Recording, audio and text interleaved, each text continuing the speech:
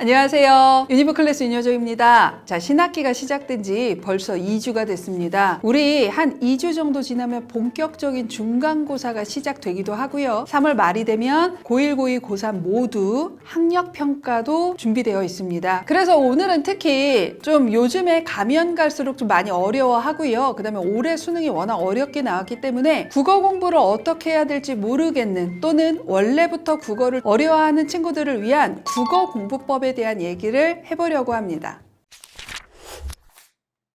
학년별로 맞춤 국어 공부법을 알려주실 현재 미친 국어로 활동하고 계시거든요. 이현호 선생님과 함께 국어 공부법에 대한 얘기를 나눠보도록 하겠습니다. 선생님 안녕하세요. 네, 안녕하세요. 자기소개 한번 부탁드리겠습니다. 네, 안녕하세요. 포텐 클래스에서 수능 국어를 가르치고 있는 미친 국어 이현호라고 합니다. 반갑습니다. 예전에 비해서 가면 갈수록 국어 너무 어려워하는 아이들의 비중이 좀 늘어나고 있는 것 같아요, 선생님. 네, 맞습니다. 이게 국어가 실제로도 뭐 점점점 어려워지고 있는 것도 사실이긴 한데 수학이랑 영어는 태어나자마자 못하잖아요. 근데 국어는 이제 모국어다 보니까 할만하다 이거죠. 지문이 읽히니까 이거는 내가 좀 해봐도 괜찮지 않을까? 하다가 이제 잘못 공부하는 친구가 매우 늘어나고 그래서 잘못 공부하다 보니까 그 잘못 공부한 친구들이 또 국어는 공부해도 안 돼. 이런 말을 이제 많이들 하게 되죠. 그래서 국어를 마냥 모국어라서 이제 쉽게만 대하지 말고 국어에도 정확한 공부법을 알아가는 게 진짜 중요한 것 같습니다. 네. 자, 그러면 이제 우리 3월이 됐으니까 선생님. 네. 새학기 국어 공부법에 대해서 한번 얘기를 해볼 건데요. 3월에 모의고사를 봐요. 네. 올해는 3월 28일 날 학력평가가 예정되어 있는데 이 3월 모의고사를 두고 이게 중요하네, 중요하지 않네 학생들도 또는 강사들도 의견이 좀 분분해요. 네. 선생님이 개인적으로 생각하실 때 3월 모의고사는 중요할까요? 아니면 그닥 중요하지 않을까요? 고1, 고2는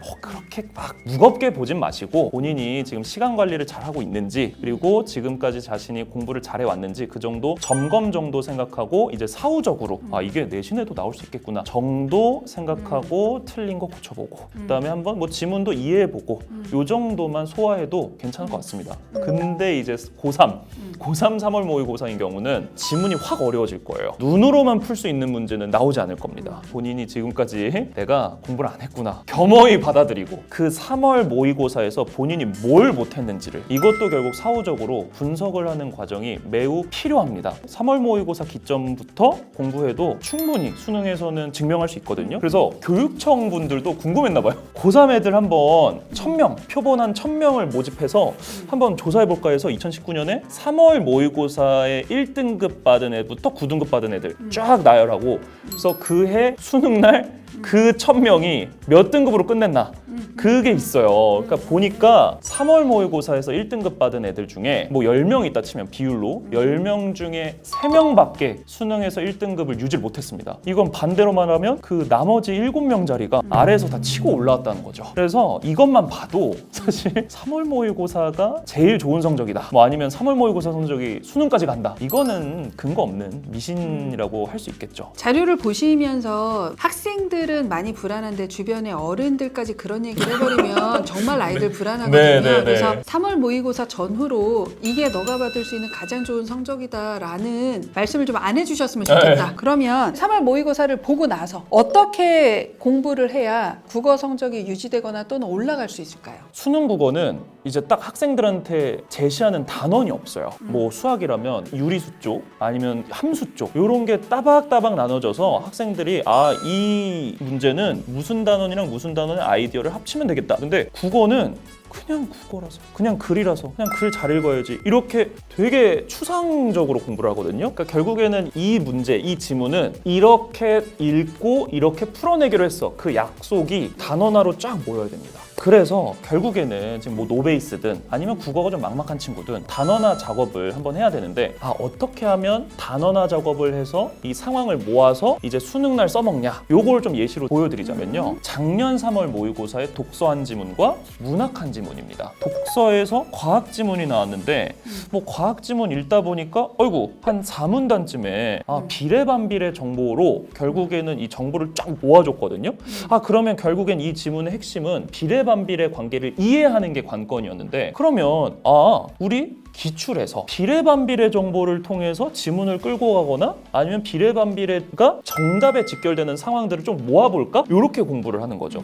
예를 들어서 이건 진짜 단적인 예니까 훨씬 많아요. 훨씬 많은데 예시로 보여드리는 겁니다. 2016학년도 수능 조금 어려워졌어요. 근데 요것도 과학 지문인데 비례반비례 관계를 이해하고 1문단을 빠져나와야 그 뒤에 정보도 따박따박 붙습니다. 2024 9월로는 저울 지문이 나왔는데 이 저울 지문에서도 결국에는 이 3문단, 뭐 4문단 계속해서 이제 비례반비례 관계를 따져가면서 이해하면서 푸는 게 매우 중요한 관건이었습니다.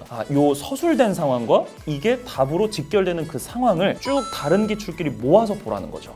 그럼 또 선생님 저 문학은 안 해주시나요? 문학도 해드릴게요. 문학에서는 작년 3월에서 이 이승우 작가의 오래된 일기라고 현대소설입니다. 현대소설 같은 경우는 이제 문학 얘기를 잠깐 해보자면 갈래별로 장르별로 한 문장으로 딱 정리할 수 있어야 돼요. 예를 들어서 선생님 현대소설은 뭐가 가장 중요한가요? 구축된 캐릭터의 당연한 반응 딱 이렇게 한 문장으로 모여야 돼요. 그러면 구축된 캐릭터의 당연한 반응이 뭔데요? 3월 모의고사에서 너무 잘 보여줬는데 구축된 캐릭터? 그럼 이 작품에 나오는 캐릭터는 죄의식이 있는 캐릭터인가요? 이렇게 스타트하는 거죠. 이 지문의 첫 부분이 실제로 어린 시절에 아버지 지갑에서 몰래 돈을 빼가요. 그래서 저도 해봤어요.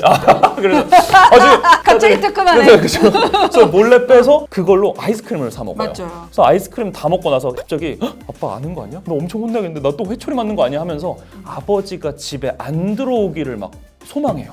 막 기도해요. 근데 실제로 아버지가 사고를 당하십니다. 그날 내가 돈 빼가서 아빠 몰래 아이스크림 사 먹어서 아빠가 돌아오지 않길 바란 이 마음이 진짜로 이게 실현되니까 그 죄책감이 실제로 중약을 끼고 나서 그 소년이 성인이 돼서 소설가가 돼요. 그 성인이 된 소설가의 소설에는 항상 죄의식이 있는 캐릭터가 또 구축이 됩니다.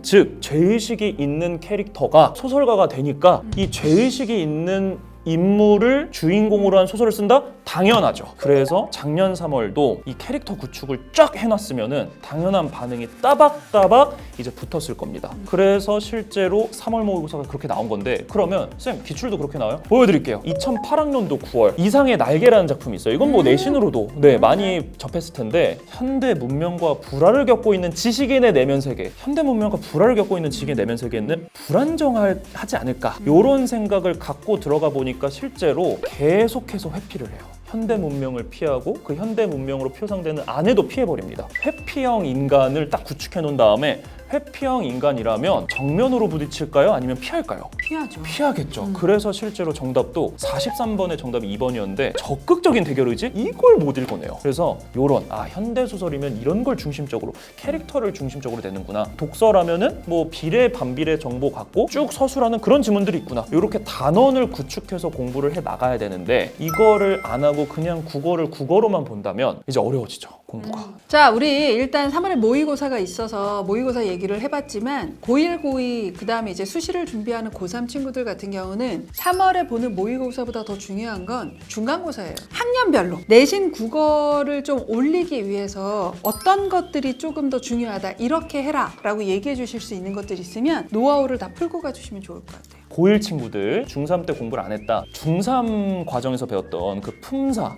그다음에 문장 성분 혹은 문장까지 요 세 단어는 꼭 다시 한번 공부하고 의문의 변동을 공부하기를 추천을 합니다. 그래서 고1 친구들 같은 경우는 EBS에 국어 문법의 원리라고 이 강의가 하나가 있는데 그 강의가 조금 길긴 한데 들어야 돼요. 자, 그 다음에 고2 학생들 같은 경우는 이제 또 학교마다 상이하지만 결국에는 고전 문학과 함께 그다음에 또 결국 문법입니다. 또 국어 내신에서는 빼놓을래야 빼놓을 수 없는 게 문법이기 때문에 이것도 똑같아요. 고1 때 문법을 잘 안 해놨다. 결국 또 한 바퀴 돌아야 됩니다. 당연히 중3 때 알았어야 될 품사, 문장 성분, 문장 플러스 고1 때 배웠던 본인 학교의 내신 영역 그것까지 함께 쫙 모아서 이제 고2 중간고사 전 내신 전에 한 번 더 훑어야 되는 건 필수입니다. 급하다고 그쪽만 공부하면 안 돼요. 문법을. 알겠죠? 이제 고3은 어깨가 무거워요. 어깨가 무겁습니다. 그래서 보통 이제 고3 내신 기간 때 많이 배우는 게 EBS 수능 특강이죠. 맞아. EBS 수능 특강. 특히 문학 파트를 많이 배우다 보는데 EBS에 나온 작품들은 결국에는 6월 모의고사, 9월 모의고사 맞습니다. 네, 수능까지도 연계가 될 수 있거든요. 그래서 연계 대비도 한다고 생각하고 EBS 교재에 보기 박스가 항상 딸려 있어요. 그 보기 박스에 있는 견해를 본인이 스스로 복습하거나 읽어볼 때 작품을 그때 본인이 녹여보길 바랍니다. 근데 그 이해가 잘 됐다? 사실 그게 암기로 가요. 그래서 EBS에 나온 보기 박스도 빼놓지 말고 그냥 때려 박아서 외우지 마세요.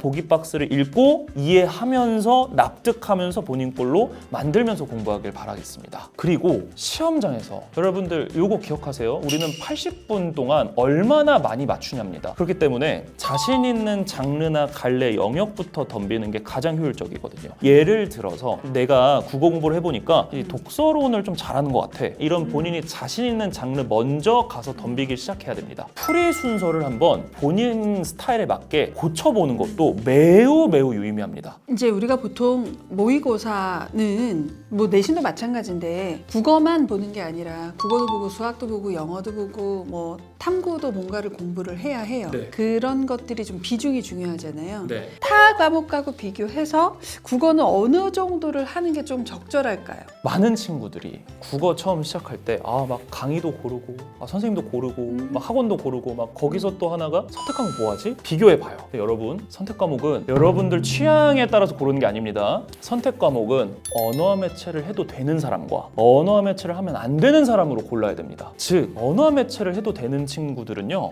영어 수학에서 기본적으로 2등급이 방어가 되는 친구들, 그리고 사탐이든 과탐이든 탐구의 개념 정리가 좀 돼 있는 친구들, 이런 친구들은 언매를 해도 충분해요. 언매가 시간이 많이 걸리죠. 맞아요. 탐구 하나를 더 하는 거거든요, 언매는. 그래서 다른 과목이 괜찮은 친구들이 언매를 하는 거지, 저는 언매가 마음에 들어서요, 그거는 좀 잘못된 판단입니다. 그리고 반대로 수학, 영어 2등급이 방어가 안 되고 그다음에 탐구도 아직 개념이 잘 안 잡혀 있다. 그러면 언매하면 안 되고 그냥 화작으로 가야 됩니다. 언매를 하면 안 되는 친구가 언매를 해버리면은 다른 과목 공부를 다 잡아먹혀요. 이런 친구들이 또 그런 반문을 할 수 있죠. 선생님, 표점 차이 어떻게 하실 건데요? 표점이 잘 나올 거면 수학을 잘 하셔야 됩니다. 아시겠죠? 그러면 미적과 확통 표점 차이 한번 보고 오세요. 국어의 화법과 작문과 언매 표점 차이는 거의 6점 수준인데 표점 차이는 그렇게 유의미하지가 않습니다. 사실상 화작을 선택해야 되는 친구들은 하루에 한 1시간 반에서 2시간 정도 꾸준히 투자를 하는 걸 추천드리고요. 1시간도 괜찮은데 대신에 주말을 없애세요. 일단은 언매 선택자들은 하루에 투자하는 국어 공부량을 늘리고 한 2시간에서 2시간 반 정도를 하되 하루 정도는 국어를 안 해도 됩니다. 대신에 그 하루 이틀은 다른 과목, 본인이 잘하는 과목, 탐구 정도는 하루에 몰아서 쫙 공부하거나 뭐 이래도 충분하니까 이렇게 좀 제가 정하고 싶습니다. 아무리 우리가 국어는 이렇게 하면 된다라고 얘기를 하더라도 국어가 가장 막연한 친구들은 그 막연함이 해소되는데 정말 너무 오랜 시간이 걸리는 것 같아요. 고3 때 해결 못하고 재수 때도 안 되는데 3수 때 끝내 하는 친구들도 전 좀 많이 봤거든요. 국어를 가르치는 강사로서 국어에 대한 두려움이나 막연함을 갖고 있는 친구들, 그 친구들한테 꼭 해주시고 싶은 말씀이 있으시면 마지막으로 한 말씀만 해주시면 좋을 것 같아요. 국어 공부에서 가장 중요한 것은 여러분들 스스로 깨닫는 겁니다. 그 과정만 수능 때까지 되겠지 하면서 이제 감나무에서 감 떨어질 때까지 입 벌리고 있을 수는 없습니다. 이러다가 재수하는 거예요. 그렇기 때문에 본인한테 적합하고 적합한 공부를 빨리 찾으시고, 근데 그 중에서 가장 효과가 빠르고 많은 친구들한테 필요한 공부가 제가 앞서서 말했던 국어의 단원화입니다. 그래서 그 국어의 단어나 공부 꼭 한번 시도해 보시고요. 그래서 일단 뭐 저도 지금 포텐 클래스에서 온라인 수업도 하고 있고 오프라인 수업도 하고 있으니까 본인이 스스로 답이 이렇게 형성이 되는구나, 갈래마다 장르마다 답 형성되는 게 좀 다르구나, 요걸 빨리 깨달았으면 좋겠습니다. 오늘은 신학기를 맞이하여 국어, 가장 막막해하고 막연해하는 국어에 대한 얘기를 좀 해봤습니다. 우리 다음에는 더 좋은 영상으로 찾아올 거고요. 오늘의 영상이 도움이 되셨다면 구독과 좋아요 부탁드립니다. 감사합니다. 감사합니다.